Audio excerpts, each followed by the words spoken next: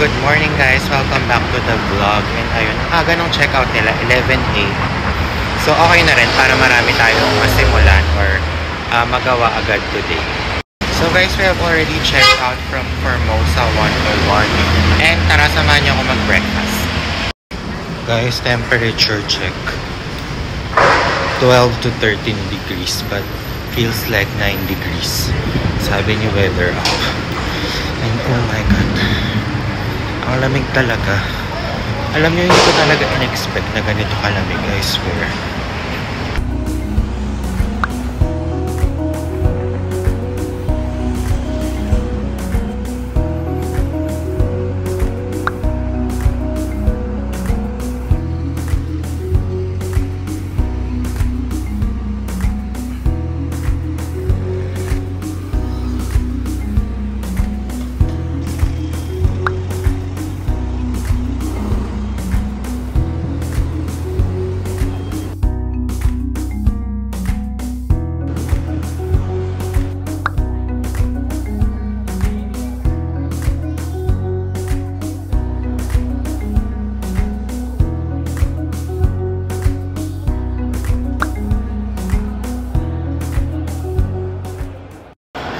So we are here at Taipei 101 ulit, and then tinry ko na ilaban yung simple kaffa and magdadine tayo, but there is a minimum spend daw na 300 per person if it's a regular table. Pero kapag yung tables by the window yung gusto nyo, it's 1.5 per table if mag-isa lang. Pero alam ko if 2 or more kayo, it will be around 2,000 Taiwanese dollars. So ayun, medyo mahal. So doon na lang tayo sa regular table instead of take-away lang. Kasi pag nag-take-away lang tayo ng coffee, baka hindi ako masyado makapag-photo, gano'n. And para mas ma-enjoy natin yung vibe there. And if take-away lang yata ng coffee, I think it's only 180 Taiwanese dollars na minimum spend. So ayun guys, wait na lang tayo ng turn natin. And mag-wait lang ako ng SMS or ng call from them. And guys, it's actually a Monday. Noon time na. And ayun, walang pila. So I suggest na if pupunta kayo here, it should be on a weekday. Kasi nag-try tayo last night, diba? And it's a Sunday night. My God, yung pila medyo mahaba. And then ang tagal ng waiting time.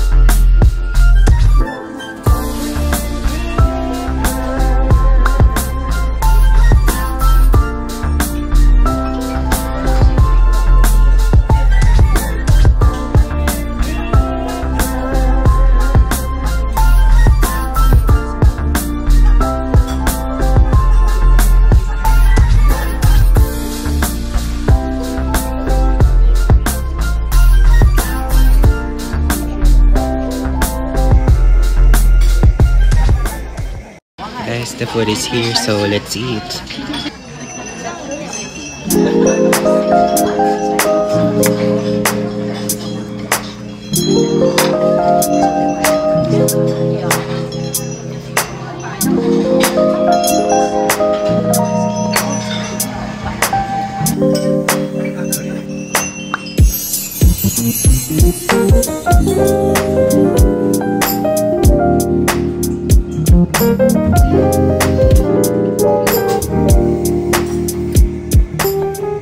So guys, ayun, yung experience here sa Simple Cafe at Taipei 101. Sobrang okay naman. Yung food, though basic lang and very limited ng choices nyo. Na-enjoy ko yung coffee nila guys. Masarap as in. I ordered yung brown sugar latte and na-enjoy ko siya as someone na mahilig magkape. And then yung parang ciabatta bread na may cream cheese. Very simple pero okay naman siya. And I paid a total of 560 Taiwanese dollars. I think if you're going to the observatory, parang ganun din yung price ng ticket. Pero if you spend it here, may food na kayo. So, ayun, kung ano na lang yung mas preference, kung ano yung preference nyo, doon na lang kayo. Kasi iba pa rin ata talaga yung view if you are in the Towers Observatory. Pero basically, parehas lang pala ng view. So, ayun. And mataas naman na yung location nito. It's in the 88th floor. So, parang ganun din naman yung makikita nyo sa deck. Kung magbayad kayo ng entrance fee doon. I would really suggest na mag-dine na lang kayo here at Simple Cafe.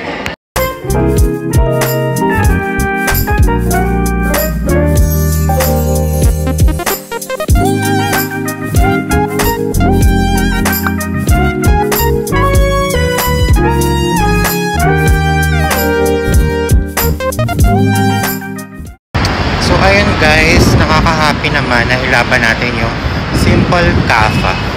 Alam nyo, parang medyo nabibingi pa rin ako dun sa taas ng elevator, nakakaloka.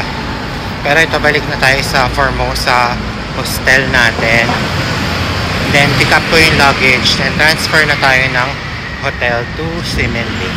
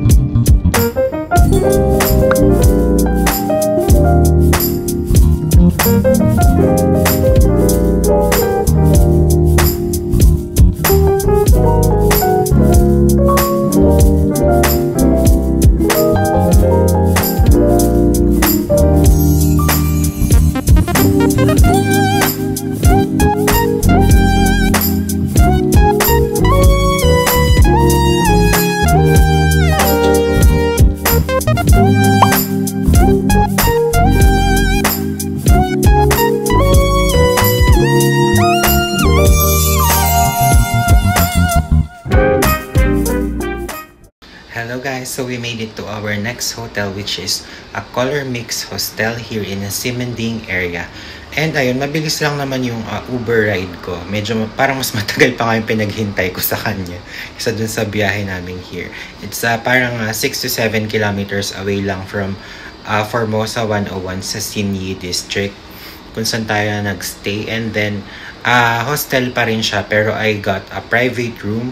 And let's just do a quick room tour guys dahil may hinahabol akong bus schedule. Dahil meron tayong next tourist spot na pupuntahan after this. And nagbabalang talaga ako ng gamit dito and nag-check-in. So ayan guys, powered ng keycard yung room. And ito, screenshot nyo na lang if gusto nyong mabasa. And ito yung bed guys. It's just a one queen size bed. And merong desk or workstation dito if may dala kayong work, or pwede nyo ring lalagyan ng mga skincare nyo or ng makeup nyo. And merong towel dito, may hangers. And merong hair dryer, perfect. May dalawang mugs or cups dyan. May safety deposit box and may mini fridge. And merong free slippers, guys. And of course, meron din silang TV here. And yung bathroom, eto. Parang similar lang din siya nung bathroom natin sa Formosa. And medyo mas spacious lang. And ayan, may sink. Kaso guys, ayun, wala pa ring bidet. Pero ang good thing, ito na naman tayo sa shower head na gagawing bidet. Ayun, wala naman kasi tayong choice. Hindi naman tayo pwedeng tissue-tissue lang. Alam nyo yan. And ayun. So, ayun lang naman guys. And magpapalit na ako ng outfit. And pupunta na tayo sa Jiufen Old Street. Tama ba yung pronunciation ko? Hindi kasi ako, nagsalita talaga ng Chinese. So, kung may na-murder akong pronunciation, you can correct me in the comment section, guys. So guys, I wanted to avail sana from Klook yung tour na papunta dun sa Geo Park, sa Shifen Waterfalls, and sa Jiufen Old Street. But unfortunately, parang puro minimum of 2 or 4 packs yung nakikita ko. So, ayun, nag-DIY na lang ako papunta sa Jiufen Old Street. And saka na natin ilaban yung Yelyu, Geo Park, and Shifen Waterfalls. And another reason to be back in Taiwan. So ayun, turuan ko kayo kung paano mag-bus papunta dun sa Jiufen Old Street. First of all, don't forget to use your EC card guys, and you can book it from Klook and use my promo code so you can get discounts. And tinake natin is yung bus 965 from, nakita nyo yung One Star Hotel earlier. Tawid kayo opposite that hotel, and then may bus stop dun. And then doon dumadaan yung 965. And ayun, you just enjoy your bus journey. Medyo matagal siya. 1 hour exact yung sa experience ko. And ayan, pwede kayo mag-charge ng gadgets or ng phone dahil may power outlet sa bus. Ang bongga. And ako naman, in-enjoy ko lang din yung scenery kasi parang Manila to Tagaytay yung vibe nung biyahe niya guys. Sobrang chill and malamig naman yung AC sa bus. And malamig rin kasi talaga yung weather. So, ayun. Meron tayong lake view dyan. Parang lake. Hindi ko sure kung lake ba talaga yan. Pero ayun, ang ganda ng view. And then, ang palatandaan nyo guys, before kayo bumaba dun sa Jiufen Old Street is yung Daitian Temple, which is makikita natin in this video. Ayan. Ayan siya, yung Daitian. And baba na kayo after that temple guys. Ayun na yung bus stop for Jiufen Old Street. And enjoy! And guys, we made it to Jiufen Old Street. And it's my first time guys to take the bus here in Taipei. And successful naman tayo. Nakarating tayo sa destination natin. Na hindi tayo nawawala. I hope helpful yung montage na ginawa ko kanina. Kung paano kayo makakarating dito through bus 965. Alam nyo, hindi na ako nakapag-vlog doon kasi nagmamadali ako para habulin yung bus. And nakita nyo naman, sakto lang. Nakakaloka, may nag-aaway. So, ayun guys, nasaan na ba tayo? Ayun, palatandaan niya sa Seamen Station yung yung One Star Hotel. And then opposite that is yung tumawid tayo papunta dun sa bus stop where we took 965. And ayun, 1 hour something lang yung biyahe. Nandito na tayo. I think yung fare is wala pang 100 Taiwanese dollars. Parang 400 kasi yung load ng Klook card ko. And parang pag-tap ko kanina, 342. Parang ganun. Hindi ko lang matandaan masyado. Pero ayun, you can book the Klook Easy Card, guys, na pwede nyo gamitin sa transport here in Taipei. And don't forget to use my promo code, of course, para maka-discount kayo. And wag na tayong magpatumpik-tumpik pa. Tara na at mag-explore tayo here at Jiufen Old Street.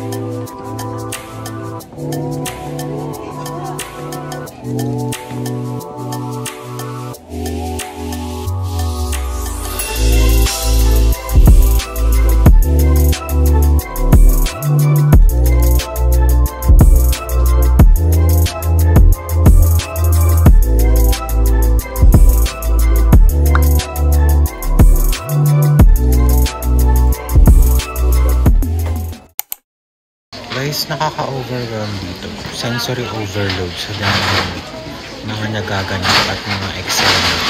So, hindi ako masyado makapag-vlog. And I wanted to try yung Xing Fu Tang Milk Tea. Kaso wala na silang boba and I think dalawa na lang yung drinks na ino-offer. So, doon na lang tayo mag-try sa Ximending area ng milk tea na yan. Dahil must daw talaga yan when you are in Taiwan.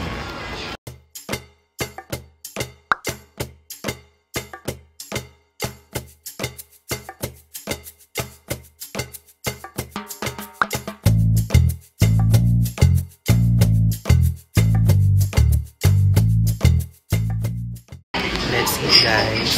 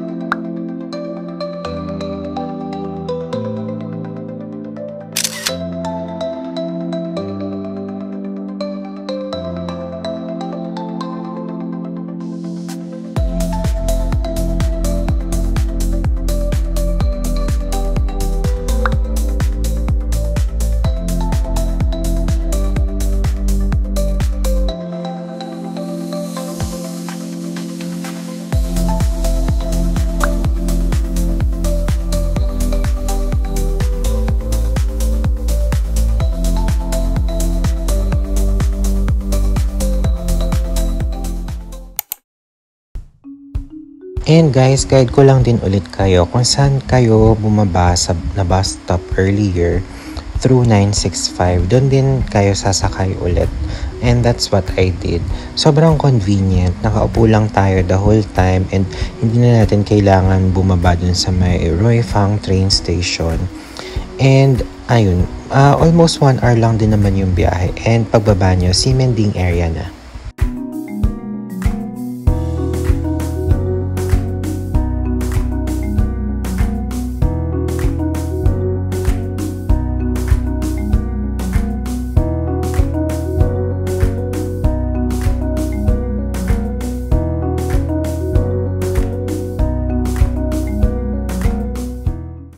Hello again guys, we are back in Ximending area.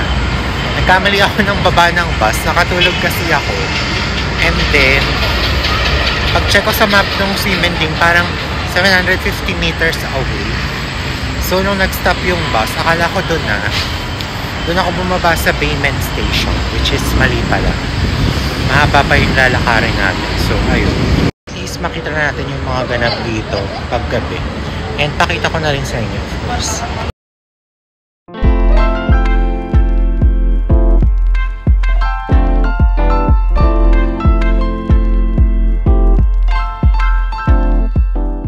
Mag-check tayo dito sa net guys. Parang ang mura ng mga damit nila.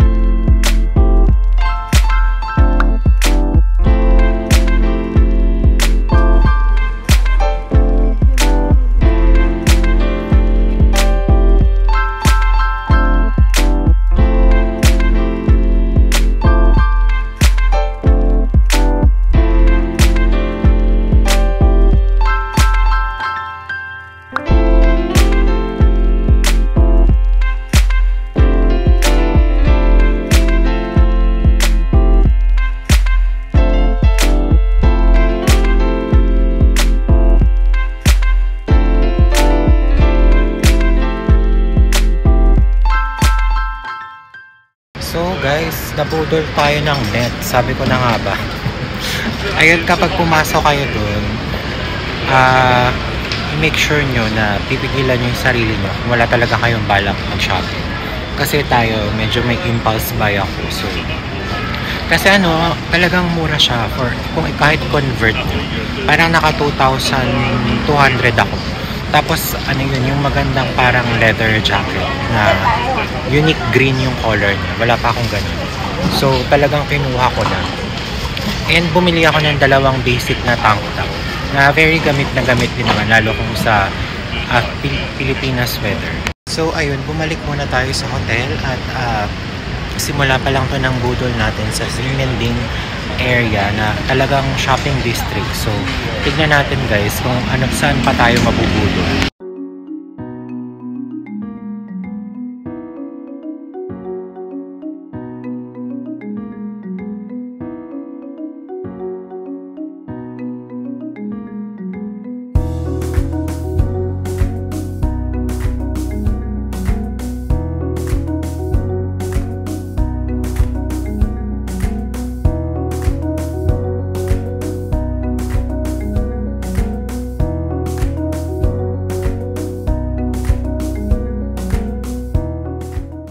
Guys, gabi na, ang haba pa rin ng pila sa Shinfuta. Parang ayaw talaga tayong pag-milk teahin. Sarap. Pero ayun, siguro ilaban na natin.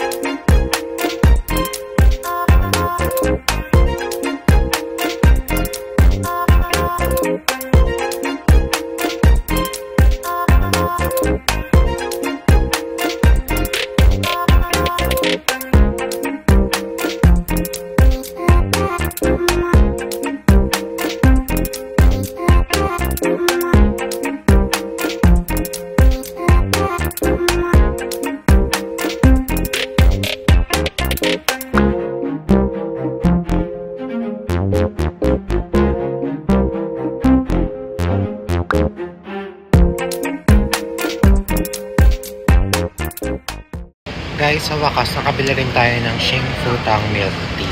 Masarap siya. Medyo mainit-init pa nga. Parang naglalaban yung temperature. Kasi ginagawa nila yung yung tapioca.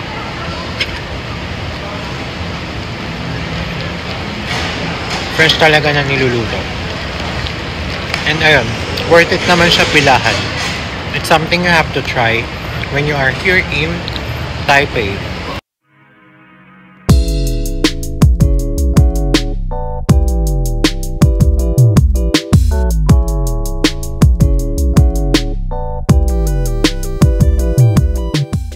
Samahan niyo kung mamili ulit tayo ng pasalubong sa Carrefour.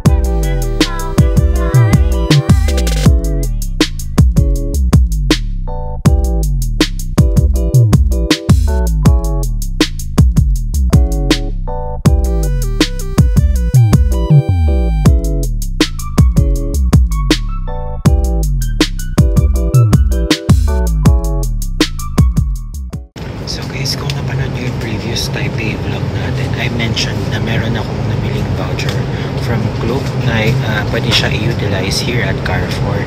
It's worth 2,000 Taiwanese dollars, which I got for 3,400 pesos. And you can also book it through Klook.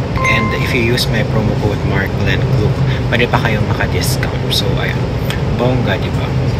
So, parang bawas na siya sa budget natin kung gagastusin kasi nabook na natin siya in advance.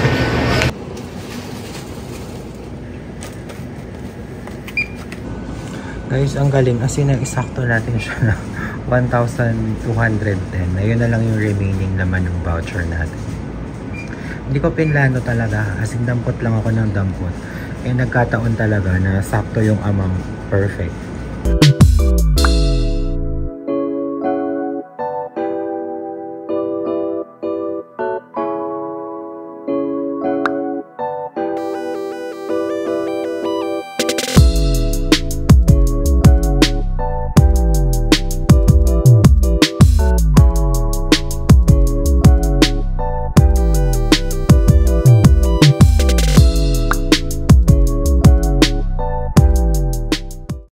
And guys, one thing pa about here, kahit gabi kayo maglakad, super safe. Ayun guys, we are back in the hotel room na dito sa Color Mix Hostel.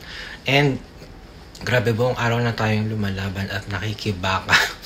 Charot. Dito sa Taipei, and ayun, pagod na ako. Ang dami nating nagawa at napuntahan today. So, ayun, siguro tomorrow, I will do my best to optimize our last remaining full day here para marami tayong mailagay sa vlog. And, meron pala akong walking tour ng umaga. Pero it's almost 2 AM na, so baka hindi na ako magising ng maaga for that. Pero, let's see. Hindi pa ako nakakapunta sa Chiang Kai-shek Memorial Hall. Tama ba? And, let's check it out tomorrow, guys. And, ayun, nagamit natin yung Carrefour voucher ko from Klook. And meron pa akong isang voucher, guys. It's from Poya. So, yung mga nag-aabang dyan ng beauty or cosmetics haul or mga skincare haul, ganyan. Let's try to ransack Poya tomorrow. And gamitin natin yung voucher ko doon na 2,000 Taiwanese dollars din. Hindi ko pa yun nagagalaw, guys. So, baka marami tayong mabili dyan bukas. And, ayun, siguro yun, magpapahinga na ako guys, and good night na for now, and I will see you in the next part of our Taipei adventure.